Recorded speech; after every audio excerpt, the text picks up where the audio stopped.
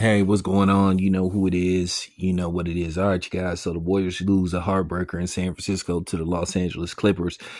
Kawhi Leonard, this is why he shows why a lot of people feel like if he ever could just have maybe a 2 or 3 or 4 year run where he could just stay completely healthy, he showed why he could be an all time great. But the injuries and just other things, it's just have hunted and hurted his career, just for the past like X amount of years.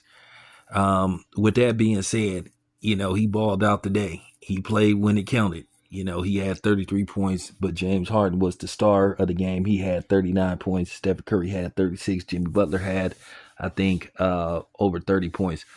At the end of the day, the Warriors had no business losing that game to the Spurs. The Spurs should have got blown out by 20 points by the Warriors. But, this is one of the things that bothers me about Steve Kerr. Sometimes he had these type of dry spells in games where he gets very lackadaisical, and then, he drips off into nowhere. And this is why sometimes people have questioned his reign as the Warriors coach, and maybe it would be time for them to move on from Steve Kerr. But he always does enough to save his job.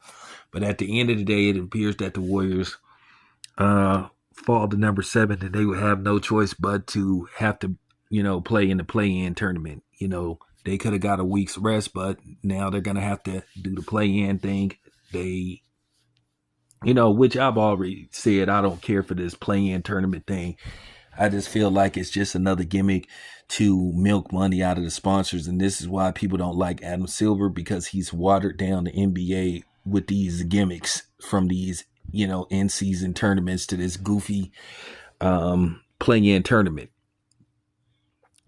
But with that being said, the Warriors, now things just got interesting. Now we're going to see what this team is really made out of, So we'll see what happens in the next coming days. It's your boy Town. I'm out.